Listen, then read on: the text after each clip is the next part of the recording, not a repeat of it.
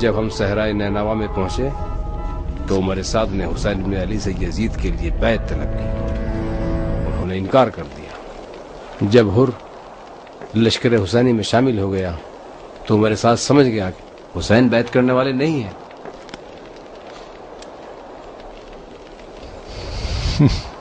ہم نے سب کو مار ڈالا، یہاں تک کہ ان کے 6 مہینے کے بچے پر بھی ہم نے رحم نہ کیا، جس کو ہرملا نے نشانہ بنا دیا، اور ہم نے ان پر پانی بھی بند کر دیا۔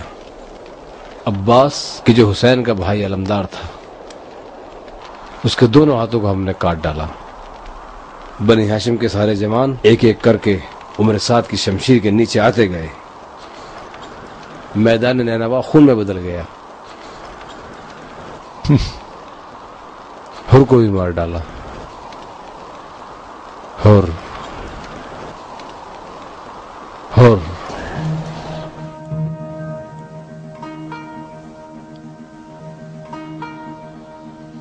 میں حر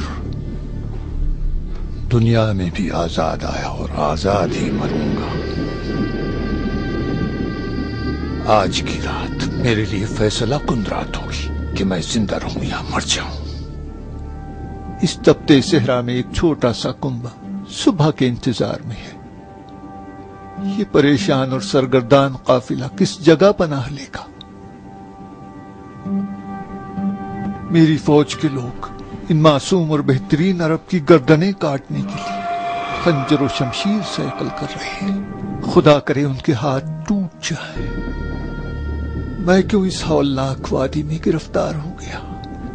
میرا وجود تو مولا کے عشق میں لبریز تھا۔ میرا سارا بچپن مکہ، مدینہ، شام اور حجاز کی گلیوں میں اس آدمی سے ایک گھونٹ پانی اور روٹی کا ایک ٹکڑا حاصل کرنے میں گزر گیا جو رات میں غریبوں کی مدد کرتا تھا۔ میرا مولا کس قدر محبت سے میرے سر پہ ہاتھ پھیرتا اور کیسی شفقت سے مجھے دودھ اور روٹی کھلاتا تھا۔ جب رات کی تاریکی میں میری نظر اس کی موٹی اور غمگین آنکھوں پہ پڑتی تو کتنی اشکبار ہوتی تھی، اور آج میں اسی کے مقابلے میں تلوار کھینچے کھڑا ہوں۔ خاک ہو تجھ پہ اے حر، تو آزاد نہیں ہے بلکہ اسیر ہے، اپنے تباہ شدہ دل کا اسیر۔ ذرا سوچ تیرا ٹھکانہ کہاں ہے، تیرا انجام ظلمت ہے۔ کیسی ہولناک رات ہے، یہ صبح کب ہوگی؟ یہ وقت کیوں نہیں ٹھہرتا؟ کل میرے لشکر کے لوگ پیاسے اونٹوں کی طرح حسین ابن علی کے کارواں پہ حملہ ور ہوں گے۔ اس رات کی تاریکی کو سورج پہ ڈال دے کہ ساری دنیا اندھیرے میں ڈوب جائے۔ تو قادر ہے رات کو روک لے، صبح نہ ہونے پائے، کچھ تو کر۔ میرے ہاتھ سے تلوار چھین لے۔ آؤ بلا کے تیر، آؤ سب کے سب حر کے سینے کو چیر دو۔ میرے دل اور جان کو قرار نہیں ہے۔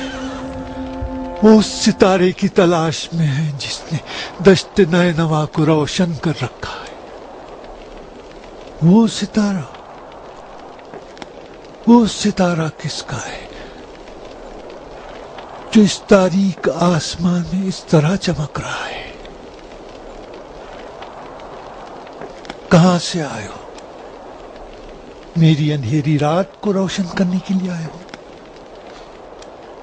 تم میرے پاس اور میں تمہیں نہ دیکھ پایا۔ ستارے خضرا، میں تمہارے پاس آ رہا ہوں، مجھے راستہ دکھا دو تاکہ کنویں میں نہ گر پڑوں۔ میرا گھوڑا کہاں ہے؟ میرا گھوڑا لاؤ۔ حر ہمارا آدمی تھا لیکن حسین کے ساتھ ہو گیا۔ اس نے مجھے ایک ضربت ماری تو میں نے بھی مارا۔ تو اس کا دوست تھا۔ ہاں، مگر آخری شب وہ پہلے والا حر نہ تھا۔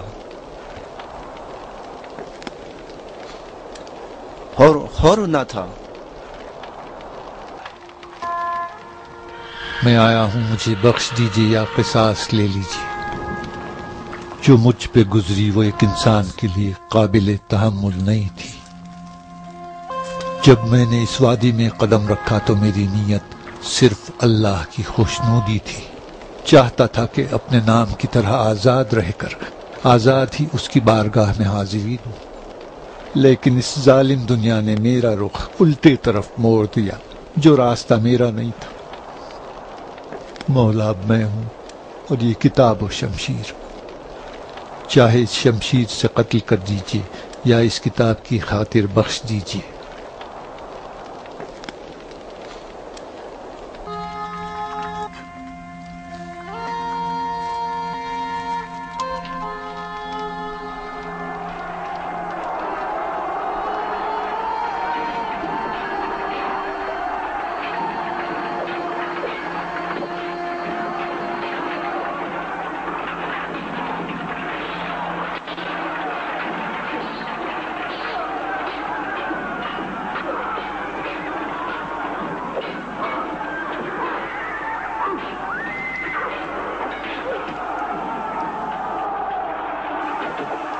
اب مجھے سکون ملا، میرا بوجھ ہلکا ہو گیا۔ اب عبداللہ تھک چکا ہوں، بس خاموشی ہے، اب آرام کروں گا۔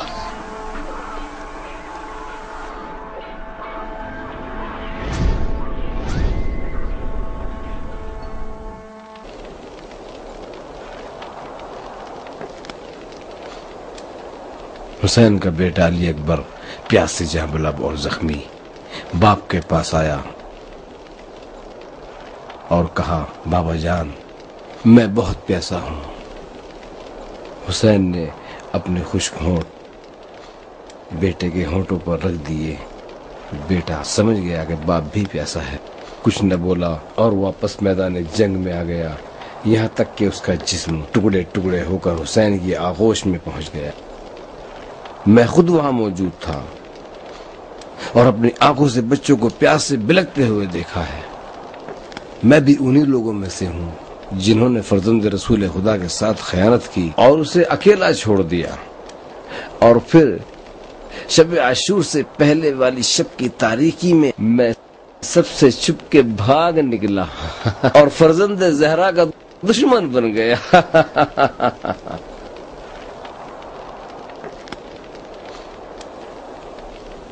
یہ تیری گردن پر کس کی تلوار لگی تھی؟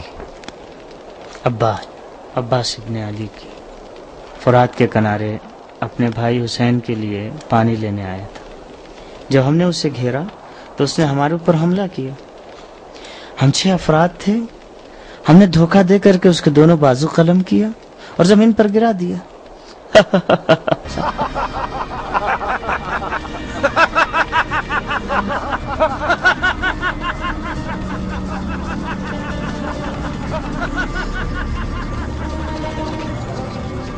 جب پتہ چلا کہ حسین مارے گئے تو عمر سعد نے خیموں کی طرف گھوڑے دوڑانے کا حکم دیا، لیکن یہ اس وقت نہ ہو سکا کیونکہ میدان سے ایک ہاتھ بلند ہوا کہ جو حسین کا ہاتھ تھا، جس کا مطلب یہ تھا کہ میں ابھی زندہ ہوں، مگر شمر نے ان کا کام تمام کر دیا تھا۔ پھر ہم نے خیموں کی جانب گھوڑے دوڑائے اور بچوں اور عورتوں کہ جن میں حسین کی بہن زینب بھی شامل تھیں، ان تمام کو اسیر بنا کر شام کی طرف روانہ کر دیا۔ فاطمہ کی بیٹی کہ جن کو لوگ بنت نبی کہتے تھے، ایک ایسی شیر دل خاتون تھیں کہ اگر شمشیر اٹھا لیتی تو عرب کے 10 پہلوانوں کے مقابلے میں بھی تنہا کافی تھیں، لیکن نہیں معلوم کہ وہ قافلہ شام کی اسیر ہیں یا قافلہ شام ان کا اسیر ہے۔